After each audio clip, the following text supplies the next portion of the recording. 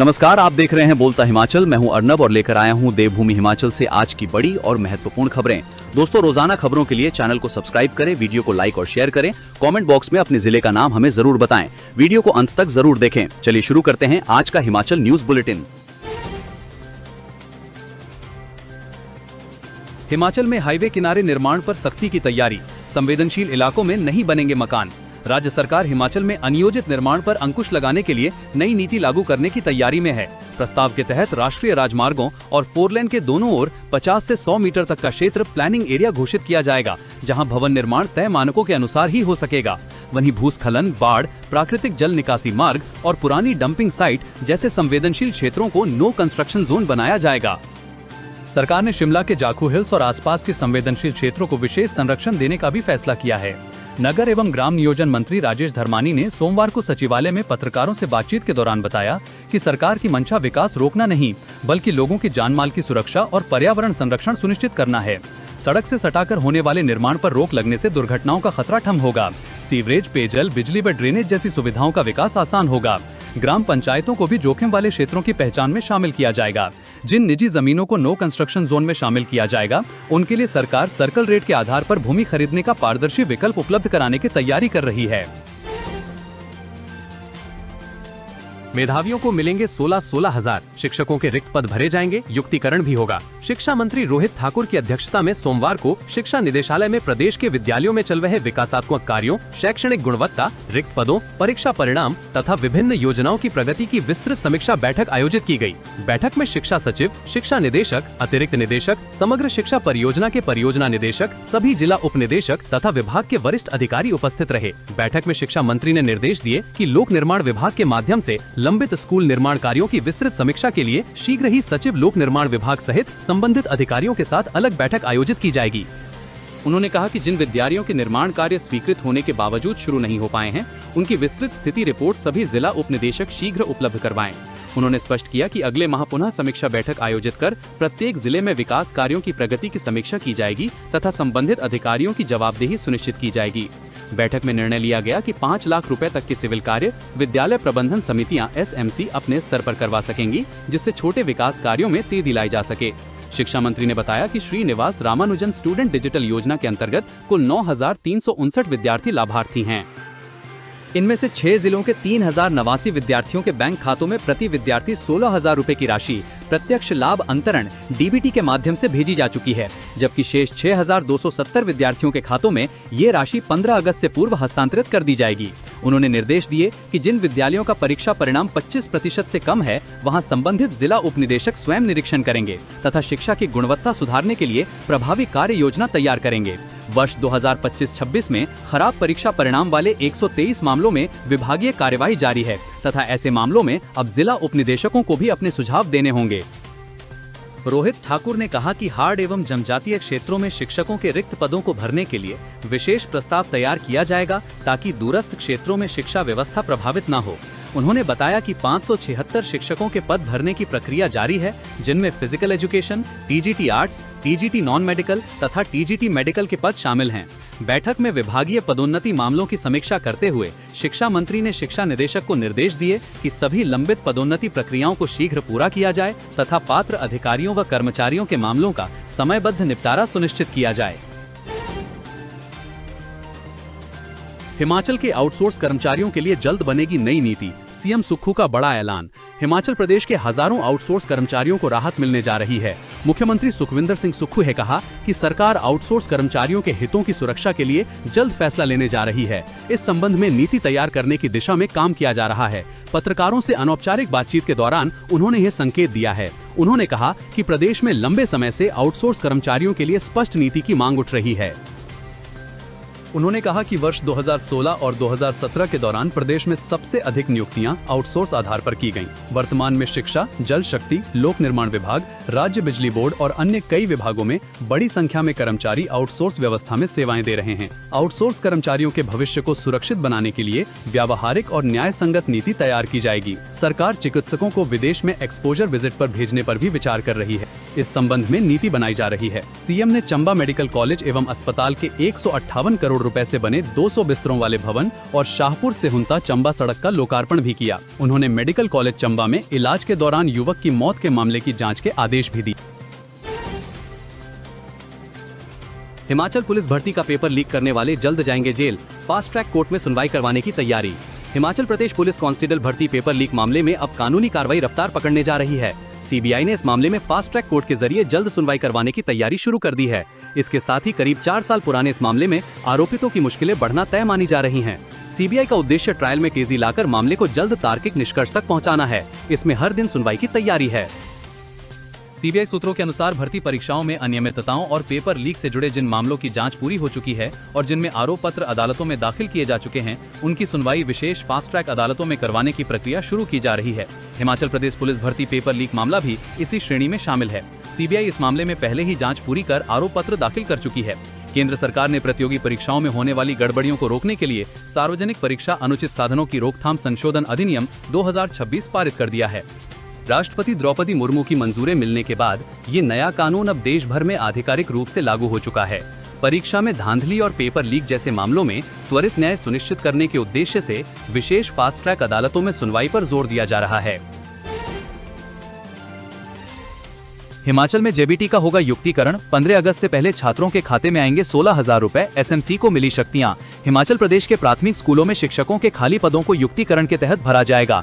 जिन प्राथमिक विद्यालयों में विद्यार्थियों की संख्या कम और शिक्षकों की संख्या अधिक है, वहां से अतिरिक्त शिक्षकों को ऐसे स्कूलों में भेजा जाएगा जहाँ केवल एक शिक्षक कार्यरत है या पद रिक्त है। नई भर्ती के साथ शिक्षकों की कमी दूर करने के लिए विभाग ने दूसरे विकल्प पर भी काम शुरू कर दिया है। शिक्षा मंत्री रोहित ठाकुर की अध्यक्षता में आयोजित विभागीय समीक्षा बैठक में जेबीटी शिक्षकों के युक्तिकरण को मंजूरी दे दी है। शिक्षा मंत्री ने राज्य के हाड़ एवं जनजातीय क्षेत्रों में शिक्षकों के रिक्त पदों को भरने के लिए विशेष प्रस्ताव तैयार करने के निर्देश दिए ताकि दूरस्थ क्षेत्रों में शिक्षा व्यवस्था प्रभावित न हो। उन्होंने कहा कि 576 शिक्षकों के पद भरने की प्रक्रिया जारी है, जिनमें शारीरिक शिक्षक, टीजीटी आर्ट्स, नॉन मेडिकल व मेडिकल के पद शामिल हैं। शिक्षा मंत्री ने कहा कि 5 लाख रुपए तक के सिविल कार्य स्कूल प्रबंधन समितियां एसएमसी अपने स्तर पर करवा सकेंगी। इस निर्णय से स्कूल में फेंसिंग, डंगे लगाने के अलावा मरम्मत जैसे कार्य अब लंबित नहीं रहेंगे। हिमाचल पुलिस कांस्टेबल भर्ती की तैयारी कर रहे युवाओं के लिए राहत, आयु सीमा में 1 साल की छूट, आवेदन तिथि बढ़ी। हिमाचल प्रदेश पुलिस कांस्टेबल भर्ती में शामिल होने के इच्छुक अभ्यर्थियों के लिए बड़ी राहत की खबर है। प्रदेश सरकार के निर्णय के बाद हिमाचल प्रदेश लोक सेवा आयोग ने कांस्टेबल पुरुष एवं महिला भर्ती के लिए सभी वर्गों के अभ्यर्थियों को ऊपरी आयु सीमा में 1 वर्ष की एकमुश्त छूट देने का निर्णय लिया है। इसके साथ ही आवेदन की अंतिम तिथि भी 15 दिन बढ़ाकर 21 अगस्त 2026 रात्रि 11:59 कर दी गई है। सोमवार को इस संबंध में एडेंडम यानी दस्तावेज जारी किया। इसमें बताया गया है कि गृह विभाग के 30 जुलाई 2026 के पत्र के आधार पर यह निर्णय लिया गया है। ये छूट पुलिस कांस्टेबल भर्ती पर लागू होगी। आयोग के अनुसार 1 वर्ष की आयु सीमा में छूट दिए जाने के मद्देनजर ऑनलाइन आवेदन की अंतिम तिथि 15 दिन बढ़ा दी गई है। अब पात्र अभ्यर्थी 21 अगस्त 2026 की रात 11:59 बजे तक आवेदन कर सकेंगे। आवेदन केवल ऑनलाइन माध्यम से ही स्वीकार किए जाएंगे। किसी अन्य माध्यम से भेजे गए आवेदन स्वीकार नहीं होंगे।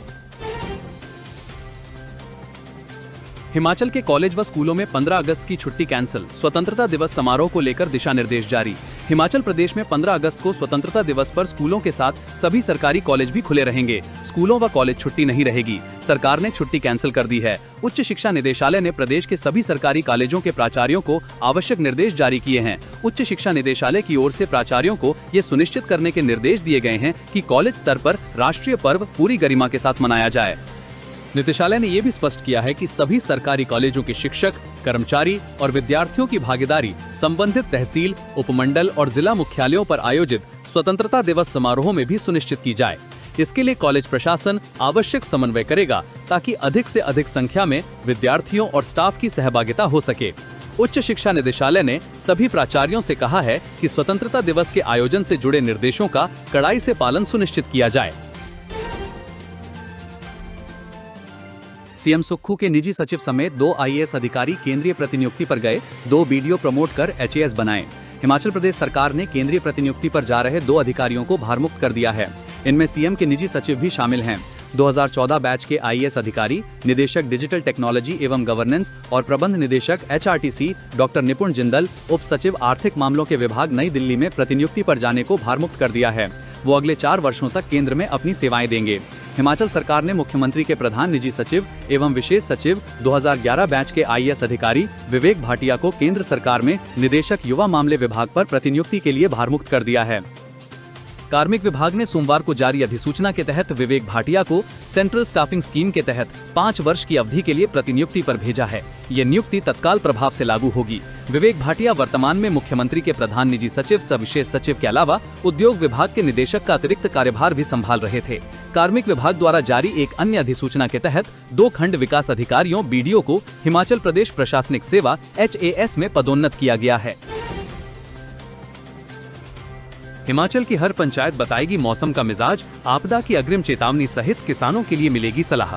हिमाचल प्रदेश में मौसम की सटीक जानकारी अब तहसील मुख्यालय तक सीमित नहीं रहेगी। केंद्र सरकार के विंड्स मौसम सूचना नेटवर्क एवं डेटा सिस्टम परियोजना के तहत जल्द ही हर पंचायत और क्लस्टर स्तर पर रियल टाइम मौसम संबंधी आंकड़े उपलब्ध होंगे। फिलहाल प्रदेश के 130 केंद्रों से ट्रायल डेटा मिलना शुरू हो गया है। परियोजना के तहत प्रदेश में 3713 स्वचालित मौसम केंद्र AWS और स्वचालित रेन गेज ARG स्थापित किए जा रहे हैं। इनमें 357 स्थानों पर सिविल कार्य पूरा हो चुका है, जबकि 167 केंद्रों पर उपकरण लगाए जा चुके हैं। इस परियोजना से कृषि, बागवानी, फसल बीमा और आपदा प्रबंधन में बड़ा बदलाव आने की उम्मीद है। अब स्थानीय स्तर पर मौसम की प्रतिकूल परिस्थितियों का सटीक रिकॉर्ड उपलब्ध होने से फसल नुकसान के आकलन में पारदर्शिता आएगी और किसानों को बीमा दावों का बेहतर लाभ मिल सकेगा। अभी किसान और बागवान जिला या उपमंडल स्तर के मौसम पूर्वानुमानों पर निर्भर हैं, जबकि पहाड़ी क्षेत्रों में कम दूरी पर भी मौसम तेजी से बदल जाता है। 71 जूनियर ऑफिस असिस्टेंट को तैनाती, 7 अगस्त तक ज्वाइनिंग के निर्देश। राज्य में जूनियर ऑफिस असिस्टेंट लाइब्रेरी के 71 चयनित अभ्यर्थियों को नियुक्ति मिल गई है। स्कूल शिक्षा निदेशालय ने विभागीय स्क्रीनिंग कमेटी की सिफारिश के आधार पर नियुक्ति आदेश जारी कर दिए हैं। चयनित अभ्यर्थियों को प्रदेश के विभिन्न जिलों के राजकीय वरिष्ठ माध्यमिक विद्यालयों में job trainee junior office assistant के रूप में तैनात किया गया है। निदेशालय के आदेशों के अनुसार सभी नियुक्तियां प्रारंभिक तौर पर 2 वर्ष के लिए जॉब ट्रेनी आधार पर होंगी। इस अवधि में प्रत्येक अभ्यर्थी को 12,500 रुपए प्रति माह मानदेय मिलेगा। 2 वर्ष की सेवा सफलतापूर्वक पूरी करने तथा सरकार द्वारा निर्धारित विभागीय परीक्षा उत्तीर्ण करने के बाद ही नियमित वेतनमान में नियमितीकरण पर विचार किया जाएगा।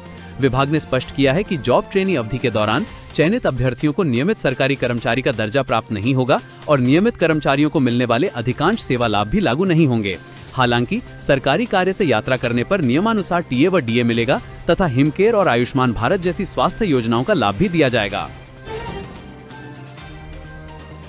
हिमाचल में भारी बारिश से हाईवे पर बना पुल टूटा, पांवटा साहिब में बाता नदी के तेज बहाव में गिरा pillar, traffic divert. Himachal Pradesh में जिला सिरमौर के पांवटा साहिब उपमंडल की बाता नदी पर बना पुल सोमवार को टूट गया। जिले के ऊपरी क्षेत्र में हुई भारी बारिश से काला अम्ब पांवटा साहिब नेशनल हाईवे के 4 लेन के हिस्से का पुराना बाता पुल का पिलर पानी के तेज बहाव में गिर गया, जिसके बाद पुल का एक बड़ा हिस्सा भी टूटकर नदी में गिर गया। गनीमत ये रही कि उस दौरान पुल पर कोई भी वाहन नहीं था। कुछ दिन से बाता पुल का पिलर क्षतिग्रस्त होकर तिरछा हो गया था, जो कि टूटने की कगार पर था, जिस कारण इस पुल पर ट्रैफिक कम कर दिया गया था। गनीमत रही कि सोमवार सुबह भारी बारिश के दौरान इस पुल पर ट्रैफिक बंद कर दिया गया था। प्रशासन ने सारे ट्रैफिक को नए पुल पर डाइवर्ट कर दिया। बताया जा रहा है ये 60 के दशक में बना था। केंद्र के समान मिले महंगाई भत्ता, वेतनमान और एरियर, कर्मचारी महासंघ ने सरकार से मांगी राहत। हिमाचल प्रदेश राज्य कर्मचारी महासंघ ने प्रदेश सरकार से कर्मचारियों एवं पेंशनरों को केंद्र सरकार के समान महंगाई भत्ता प्रदान करने, छठे वेतन आयोग के लंबित वेतन एरियर का शीघ्र भुगतान करने तथा प्रदेश में केंद्र सरकार के वेतनमान अपनाने की मांग की है। महासंघ के प्रदेशाध्यक्ष नरेश कुमार ने कहा कि प्रदेश के कर्मचारियों एवं पेंशनरों को आज भी केंद्र सरकार के कर्मचारियों की तुलना में लगभग 15% कम महंगाई भत्ता मिल रहा है। बढ़ती महंगाई के इस दौर में कर्मचारियों के साथ ये आर्थिक असमानता समाप्त की जानी चाहिए और केंद्र सरकार के समान महंगाई भत्ता तत्काल प्रदान किया जाना चाहिए। हिमाचल में उद्योग लगाना होगा आसान, 1 महीने में मिलेगा प्रदूषण NOC, देरी पर आवेदन स्वतः मंजूर। हिमाचल प्रदेश में उद्योग स्थापित करने की प्रक्रिया को सरल बनाने के लिए सरकार ने बड़ा फैसला लिया है। अब नए उद्योगों को प्रदूषण नियंत्रण बोर्ड से प्रदूषण अनापत्ति प्रमाण पत्र पॉल्यूशन NOC अधिकतम 1 महीने के भीतर उपलब्ध करवाया जाएगा। निर्धारित समय सीमा के भीतर NOC जारी नहीं होने की स्थिति में आवेदन को स्वतः स्वीकृत माना जाएगा। नई व्यवस्था में अधिकारियों को आवेदन पर बार-बार अलग-अलग आपत्तियां लगाने की अनुमति नहीं होगी। जल शक्ति विभाग में निकली पैरा पंप ऑपरेटर, फिटर और वर्करों की भर्ती, 45 वर्ष उम्र तक मौका। हिमाचल प्रदेश के युवाओं के लिए जल शक्ति विभाग ने रोजगार का अवसर प्रदान किया है। विभाग ने प्रदेश भर में पेयजल और सिंचाई योजनाओं के संचालन एवं रखरखाव के लिए para pump operator, para fitter और पैरा बहुउद्देशीय कार्यकर्ताओं की भर्ती प्रक्रिया शुरू कर दी है। सभी जल शक्ति मंडलों में अभ्यर्थियों से ऑफलाइन आवेदन आमंत्रित किए जा रहे हैं। भर्ती का उद्देश्य ग्रामीण और शहरी क्षेत्रों में जल योजनाओं के बेहतर संचालन के लिए स्थानीय स्तर पर मानव संसाधन उपलब्ध करवाना है। चयनित अभ्यर्थियों को प्रतिदिन 6 घंटे सेवाएं देनी होंगी। पैरा पंप ऑपरेटर और पैरा फिटर को 7,100 रुपए प्रति माह, जबकि पैरा बहुउद्देशीय कार्यकर्ताओं को 6,000 रुपए मासिक मानदेय दिया जाएगा। जल शक्ति विभाग ने भर्ती के लिए न्यूनतम आयु सीमा 18 वर्ष और अधिकतम आयु सीमा 45 वर्ष निर्धारित की है। आवेदन प्रक्रिया ऑफलाइन रखी गई है। इच्छुक अभ्यर्थियों को संबंधित जल शक्ति मंडल कार्यालय में आवेदन जमा करना होगा। चयन प्रक्रिया को पारदर्शी बनाने के लिए 10 अंकों का मूल्यांकन सिस्टम लागू किया गया है। इसमें शैक्षणिक योग्यता, अनुभव, आरक्षण और कौशल परीक्षण के आधार पर अंक दिए जाएंगे। पैरा पंप ऑपरेटर और पैरा फिटर पद के लिए अभ्यर्थी का 10वीं पास होना जरूरी है। इसके साथ संबंधित ट्रेड में ITI या सरकारी कौशल विकास योजना के तहत प्रमाण पत्र होना चाहिए। अभ्यर्थियों को आवेदन के साथ हिमाचली बोनाफाइड प्रमाण पत्र, शैक्षणिक अंक तालिका, ITI प्रमाण पत्र जहां लागू हो, आयु प्रमाण पत्र, प्रथम श्रेणी मजिस्ट्रेट से जारी चरित्र प्रमाण पत्र, आरक्षण प्रमाण पत्र, BPL प्रमाण पत्र और अनुभव प्रमाण पत्र जमा करना होगा। जल शक्ति विभाग के कसुम्पटी मंडल में आवेदन जमा करने की अंतिम तिथि 20 अगस्त निर्धारित की गई है। अन्य मंडलों में आवेदन की अंतिम तिथि अलग अलग हो सकती है। हिमाचल में भारी बारिश, भूस्खलन से 4 पुल बहे, स्कूल भवन ध्वस्त, हाईवे समेत 109 सड़कें अवरुद्ध। हिमाचल में रविवार रात और सोमवार को हुई भारी बारिश और भूस्खलन ने कई क्षेत्रों में दुश्वारियां बढ़ा दी हैं। कुल्लू जिले के बंजार की तीर्थन नदी का जलस्तर बढ़ने से 1 पुल और 2 पुलियां बह गईं।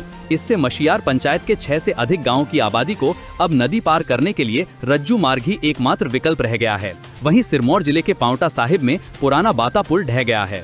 भूस्खलन के कारण आनी कुल्लू नेशनल हाईवे 305 अवरुद्ध रहा। निर्मंड खंड की बाड़ी पंचायत में बारिश के कारण प्राथमिक स्कूल पांकवा के भवन का एक हिस्सा भूस्खलन की चपेट में आकर ढह गया, अन्य हिस्से में मलबा घुस गया। स्कूल को सामुदायिक भवन में शिफ्ट करना पड़ा है। यहाँ 500 से अधिक सेब के पेड़ नष्ट हो गए, जिससे लाखों का नुकसान हुआ है। शिमला के ठियोग में पहाड़ी से मलबा चट्टाने गिरने से सड़क किनारे पार्क एक कार बुरी तरह से क्षतिग्रस्त हो गई है। रामपुर की गांधवी और समेज खड्डे फिर उफान पर हैं। 1500 मेगावाट की नाथपा झाकड़ी परियोजना के बांध के गेट खोलकर पानी छोड़ा जा रहा है। निचले क्षेत्रों को अलर्ट रहने के लिए कहा गया है। प्रदेश भर में NH समेत 109 सड़कें अवरुद्ध हो गई हैं, जबकि 30 जलापूर्ति योजनाएं ठप हैं। मौसम विज्ञान केंद्र शिमला के अनुसार मंगलवार से 9 अगस्त तक कई जिलों में भारी बारिश का येलो अलर्ट जारी हुआ है। मंगलवार को ऊना, बिलासपुर और कांगड़ा के लिए येलो अलर्ट जारी हुआ है। अन्य जिलों में भी बारिश के आसार हैं। 6 अगस्त को 6 जिलों बिलासपुर, हमीरपुर, कांगड़ा, सोलन और सिरमौर में भारी बारिश की चेतावनी जारी हुई है। उधर ऊना जिले में सोमवार को सुबह से ही बारिश का दौर शुरू हो गया। दिन भर रुक रुक कर बारिश होने से लोगों को उमस भरी गर्मी से राहत मिली। हमीरपुर जिले में भी सुबह बारिश हुई। इसके बाद मौसम सामान्य बना रहा। हालांकि दोपहर से शाम तक आसमान में बादल छाए रहे। ड्रग कंट्रोलर बनकर लाखों की ठगी व रंगदारी मांगने का आरोपी गिरफ्तार। बरोटीवाला स्थित एक फार्मा कंपनी के प्रतिनिधि द्वारा पुलिस थाना बरोटीवाला में शिकायत दर्ज करवाई गई कि कुछ अज्ञात व्यक्तियों द्वारा स्वयं को ड्रग कंट्रोलर बताकर उनकी कंपनी से लाखों रुपए की ठगी की गई तथा लगातार रंगदारी की मांग की जा रही है। उक्त शिकायत पर पुलिस थाना बरोटीवाला द्वारा तत्परता से मामला पंजीकृत कर वैज्ञानिक एवं तकनीकी साक्ष्यों के आधार पर गहन जांच प्रारंभ की गई। पुलिस ने ठोस साक्ष्यों, तकनीकी विश्लेषण तथा त्वरित कार्रवाई के आधार पर मामले में संलिप्त एक आरोपी को आज गिरफ्तार करने में सफलता प्राप्त की है। गिरफ्तार आरोपी की पहचान गुरपाल 22 पुत्र जय किशन निवासी गांव खोखरा, डाकघर नानकपुर, तहसील कालका, जिला पंचकुला, हरियाणा के रूप में हुई है। प्रारंभिक जांच में सामने आया है कि आरोपी स्वयं को ड्रग कंट्रोलर बताकर फोन कर अवैध धनराशि की मांग करता था। पुलिस ने मामले में वारदात में संलिप्त वाहन सहित 50,000 रुपए नकद एवं अन्य महत्वपूर्ण साक्ष्य भी अपने कब्जे में ले लिए हैं। 12 सितंबर को लगेगी तृतीय राष्ट्रीय लोक अदालत, 37,000 मामले चिन्हित। हिमाचल प्रदेश के सभी न्यायालयों में आगामी 12 सितंबर 2026 को वर्ष की तृतीय राष्ट्रीय लोक अदालत का आयोजन किया जाएगा। ये आयोजन उच्च न्यायालय के मुख्य न्यायाधीश न्यायमूर्ति गुरमीत सिंह संधावालिया के संरक्षण और कार्यकारी अध्यक्ष न्यायमूर्ति विवेक सिंह ठाकुर के मार्गदर्शन में होगा। बुजुर्गों की देखभाल न करने पर वापस ली जा सकती है दान दी जमीन। हिमाचल हाईकोर्ट का बड़ा फैसला। हिमाचल हाईकोर्ट ने स्पष्ट किया है कि यदि कोई व्यक्ति इस शर्त पर किसी बुजुर्ग से जमीन दान में लेता है कि वो भविष्य में उनका भरण पोषण करेगा, तो शर्त का पालन न होने पर बुजुर्ग को वो दान रद्द कर जमीन वापस पाने का कानूनी अधिकार है। यह निर्णय न्यायाधीश राकेश कैंथला ने दीवानी नियमित अपील पर सुनवाई करते हुए सुनाया है। हाईकोर्ट ने जिला अदालत के निर्णय को पलटते हुए जमीन पाने वाले व्यक्ति की दलीलों को खारिज करते हुए स्पष्ट किया कि दान पत्र की शर्त देखभाल और भरण पोषण करने की थी, न कि केवल कुछ पैसे भेजने की। अवैध तरीके से बनाई सुधीर शर्मा की संपत्ति जब्त कर गरीबों में बांटेगी सरकार, चंबा में बोले सुक्खू। मुख्यमंत्री ठाकुर सुखविंदर सिंह सुक्खू ने सोमवार को चंबा में प्रेस कॉन्फ्रेंस के दौरान भाजपा विधायकों खूब खरी सुनाई, साथ ही सुधीर शर्मा पर बड़ा हमला किया। सीएम सुक्खू ने कहा कि मेरी 20 साल से जो संपत्ति है वही संपत्ति है जो कि मैंने अपनी मेहनत से कमाई है। ईडी और सीबीआई खुले तौर पर इंक्वायरी कर ले। उन्होंने सुधीर शर्मा को लेकर कहा कि मैं तो हर जांच के लिए तैयार हूं और अगर सुधीर शर्मा भी जांच के लिए तैयार हैं तो अपनी प्रॉपर्टी का ब्यौरा खुद ही जनता में दें। उनकी प्रॉपर्टी 50 करोड़ से भी ज्यादा है। श्री सुक्खू ने कहा कि मैंने कभी गलत तरीके से संपत्ति नहीं बनाई। मैं किसी भी एजेंसी की जांच का सामना करने के लिए तैयार हूं और सुधीर शर्मा खुद को बेदाग मानते हैं तो फिर जांच एजेंसियों का सहयोग क्यों नहीं करते। उन्होंने सवाल उठाया कि जब संबंधित एजेंसी जांच के लिए पहुंची थी तो उसे अंदर जाने से क्यों रोका गया। सीएम ने कहा कि बिना आय के स्रोतों से सुधीर शर्मा में जो प्रॉपर्टी बनाई है सरकार उसको जब्त करेगी और गरीबों में बांट देगी। प्रेस कॉन्फ्रेंस में सीएम ने चंबा के 3 भाजपा विधायकों को भी आड़े हाथ लिया। उन्होंने कहा कि मिंजर मेले में चंबा जिला के भाजपा विधायकों का शामिल न होना उनकी मंशा और कुंठा को दर्शाता है। ये अगर राजनीतिक मेला होता तो अलग बात होती, लेकिन ये सांस्कृतिक मेला है जिसकी देश विदेश में पहचान है।